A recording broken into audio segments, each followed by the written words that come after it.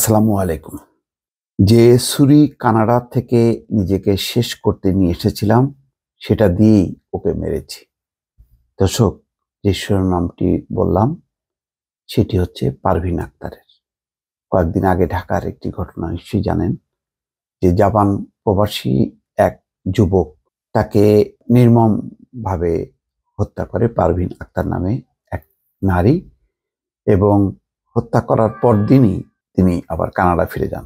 Canada থেকে যেদিন আসেন তার পরের দিনের ঘটনা, এবং তারপর দিন আবার চলে যান। একদিনের জন্য তিনি কানাডা থেকে বাংলাদেশে এসে এই ধরনের একটি ঘটনা ঘটেছে। তো আজকে এই পুরো রিপোর্টটা আমি পড়ছিলাম। পড়তে যে এক ধরনের পারভীন আক্তারের প্রতি মায়ে হচ্ছিল, যদিও সেই মুহূর্তে আইনের দৃষ্টিতে খুনি, অপরাধী। কিন্তু ভাবছিলাম যে কোন মানসিক অবস্থার মধ্যে পড়ার পর সে এই ঘটনাটি ঘটিয়েছে, সেটি বোঝার চেষ্টা করছিলাম। এবং তার যে বর্ণনা, এটা যদি সঠিক হয় তাহলে আসলে অন্য একটা চিত্র আমাদের সামনে আসলো। যেই যুবক, অর্থাৎ জাপান প্রবাসী আরিফুল ইসলাম, মানে এক ধরনের বাধ্য হয়েছে সে তাকে এই খুন করতে। কেননা 4 থেকে 5 বছর ধরে অসহনীয় রকম মানসিক শারীরিক নির্যাতন করছিল, তার বিবাহিত জীবনকে বিপর্যস্ত করছিল। তার থেকে বাঁচার জন্য সে নানাভাবে চেষ্টা করছিল। তাকে এক জাপানি মেয়েকে বিয়েও দিয়েছে। এই মেয়ে প্রতি মাসে হাজার হাজার টাকা, প্রায় তার বর্ণনা অনুযায়ী 10 থেকে 12 লাখ টাকা খরচ করেছে। আর এই ছেলেটি এই গোপনে ভিডিও ধারণ করে ব্ল্যাকমেইল করে গেছে দিনের পর দিন বা মাসের পর মাস, এবং রীতিমতো তাকে জর্জরিত করেছে। মোট কথা, এই বর্ণনাটা পড়ে শিহরিত হলাম যে কি ধরনের মানে পাশবিক নির্যাতনের শিকার হয়েছে এই নারী, যার জন্য এটি করতে সে বাধ্য হয়েছে। গেল 18ই মে রাজধানীর বসুন্ধরার একটি ভাড়া ফ্ল্যাটে আরিফুল ইসলামকে হত্যার পরদিন কানাডায় উড়াল দেন এই পারভীন। বাংলাদেশে পরিবারের সদস্যদের না জানিয়ে 16ই মে এসছে, 17 তারিখে ঘটনা ঘটিয়েছে, 18 তারিখে চলে গেছে। আচ্ছা, এরপরে সে গণমাধ্যমকে বলেছে কেন, বলছে যে আমি খুনি, এটাই সত্যি, সারা দুনিয়াও জানে। খুন করে কানাডায় চলে এসেছি, তাই অনেকে ভাবতে পারে বেঁচে গেছি। আসলে কি আমি বেঁচে গেছি বা বেঁচে আছি? আমি না, বাঁচিনি। তার ভাষ্য মতে খুন করতে নয়, বরং আত্মহত্যা করার উদ্দেশ্যেই তিনি দেশে ফিরছিলেন। তার বাসায় নিজেকে শেষ করার জন্য যে ছুরি কানাডা থেকে নিয়ে এসেছিলাম, সেটা দিয়েই ওকে মেরেছি। খুন করার মানসিকতা কিভাবে তৈরি হলো সে বিষয়ে পারভীন বলছেন যে আমার সংসার তছনছ করে দিয়েছিল আরিফুল। দিনের পর দিন শারীরিক মানসিক নির্যাতন ও ধর্ষণ করেছে। গোপন ভিডিও করে তা আমার স্বামী ও পরিবারের সদস্যদের কাছে পাঠানোর হুমকি দিয়ে মাসে মাসে টাকা নিত সে। আমাকে এটিএম বুথের মতো ব্যবহার করেছে। দফায় দফায় 10-12 লাখ টাকা হাতিয়ে নিয়েছে।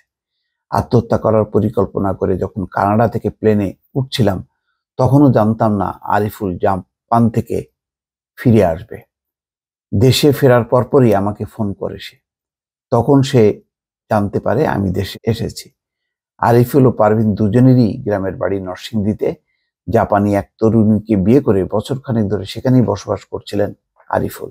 আর স্বামীর সঙ্গে সুখের সংসার করতে গেল 2রা এপ্রিল কানাডায় যান পারভীন।